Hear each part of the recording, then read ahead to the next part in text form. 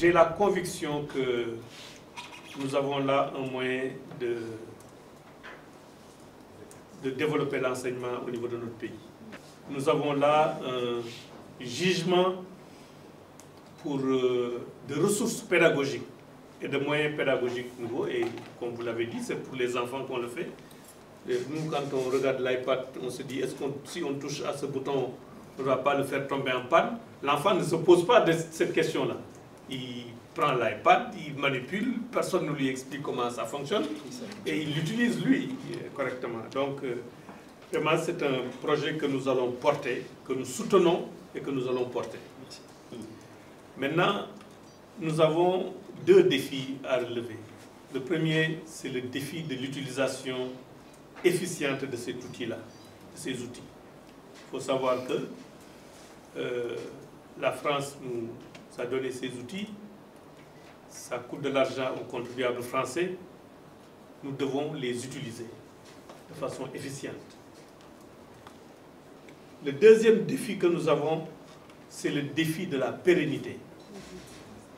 Les partenaires ne peuvent nous donner qu'un coup de pouce, nous indiquer la voie. Mais on ne peut pas compter sur les partenaires pour l'extension du système et sa présence massive dans notre système éducatif. Nous avons donc le défi de la pérennité. Et pour cela, moi je peux prendre dès à présent l'engagement pour le budget 2014 de prévoir dans les ressources internes du ministère une part qui sera affectée à l'acquisition de classes Sankoré. Je pense qu'il faudrait le noter. Il faudrait le noter que nous-mêmes, qu'on montre que nous avons la volonté de contribuer par nos ressources à l'extension du système. Nous avons le défi de la formation des enseignants, la formation initiale sur le projet, mais en même temps de les suivre, et à la limite d'organiser périodiquement des ateliers où ils mutualisent un peu leur expérience, où ils partagent les expériences positives qu'ils ont et valorisent cela. Nous avons le défi de la maintenance, parce qu'un vidéoprojecteur qui tombe en panne, il ne faut pas constater seulement que ça tombe en panne. Il faut prendre des initiatives pour réparer ça. Il faut prendre des initiatives pour réparer les ordinateurs qui tombent en panne. M. Benamou me disait qu'ils ont visité des classes, l'ordinateur était en panne, c'était des virus. Il fallait mettre un antivirus, c'est tout, pour que ça fonctionne. Donc, nous avons ce défi-là aussi de la maintenance et de savoir que c'est du matériel qui doit être maintenu. Et voilà. L'autre défi que nous avons pour la pérennité s'adresse particulièrement peut-être à l'INEAT, mais à tous ceux qui vont l'utiliser, c'est la recherche-action sur Sankoré. Parce qu'il faut enrichir Sankoré par un contenu et des ressources numériques pédagogiques qui seront créées par nos enseignants ici même.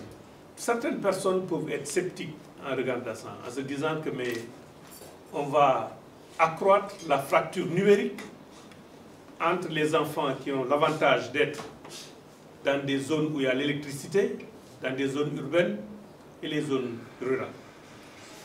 C'est un argument. Il faut prendre ça en compte dans le déploiement du système, mais ça ne doit pas être quelque chose qui doit nous freiner.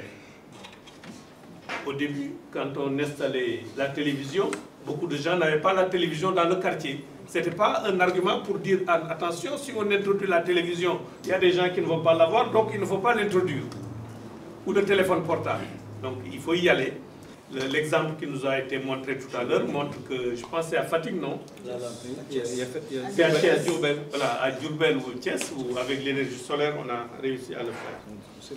Donc c'est un peu les mots que je voudrais dire vraiment pour vous dire que, en tout cas, le gouvernement est engagé pour faire fonctionner ce projet. Et nous allons recevoir quelque chose comme 1200 autres classes. On a fait la demande et il faudra que ce soit utilisé de façon sur la base de critères objectifs. Vous avez mon engagement sur ça, vous avez l'engagement du gouvernement à vous accompagner. Et comme je l'ai dit l'année prochaine, il faudrait que dans le budget du ministère qu'on prévoit des ressources nous-mêmes pour acquérir des classes Sankoré. C'est de cette façon qu'on peut montrer à nos partenaires qui nous aident que nous-mêmes nous avons la volonté d'aller au-delà de cette aide-là et d'assurer une pérennité du système. Je voudrais vous remercier tous pour votre attention. Je voulais avant tout remercier la France au nom du ministre pour cet appui extrêmement important qu'il a apporté au Sénégal à travers la délégation interministérielle pour l'éducation du numérique en Afrique. Le projet Sankoré, c'est un projet innovant qui veut que le Sénégal puisse se doter de nouveaux instruments pédagogiques, mais modernes, parce qu'il s'agit d'utiliser les technologies de l'information et de la communication dans les pratiques de classe. Depuis très longtemps, nous avons effectivement utilisé l'ordinateur, le vidéoprojecteur et tout ce qui suit, mais dans les actes de gestion.